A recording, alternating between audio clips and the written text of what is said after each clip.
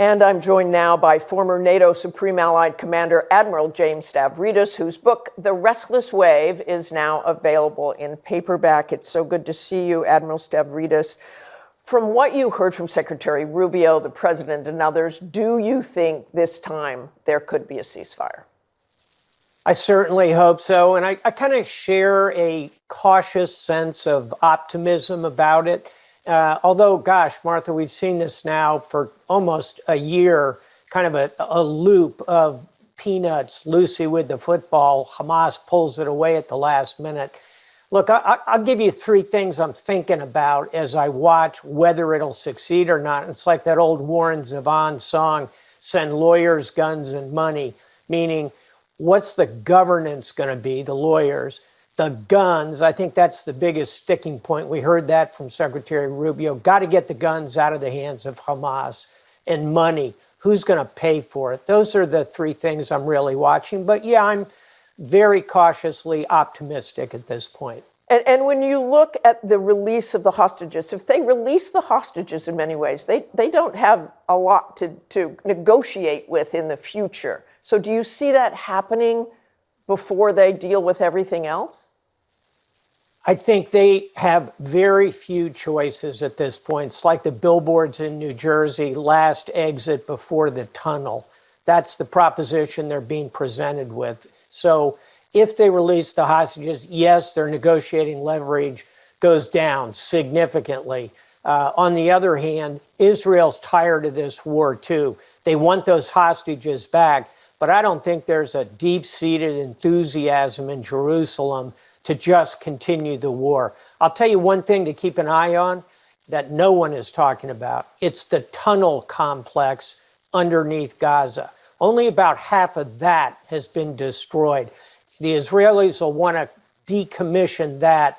Once they do, I think the appetite for war there is pretty much over.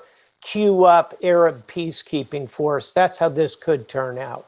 We saw last night, we talked about this with Secretary Rubio, but we saw last night the Israelis were bombing again, even though they said they wouldn't. He said they would be looking into that. What do you think's going on, and will Israel stop bombing, or is there this line where you can call something defense?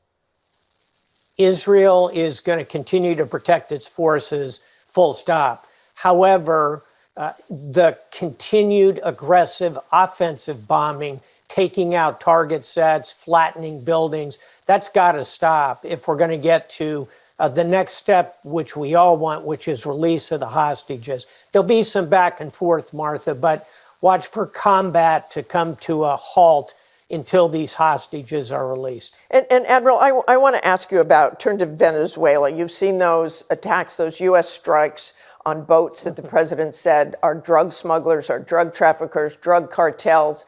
What's your take on that?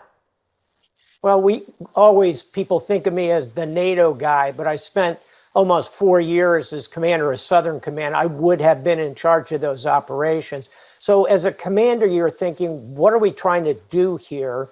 I think what we're trying to do tactically is knock down drugs.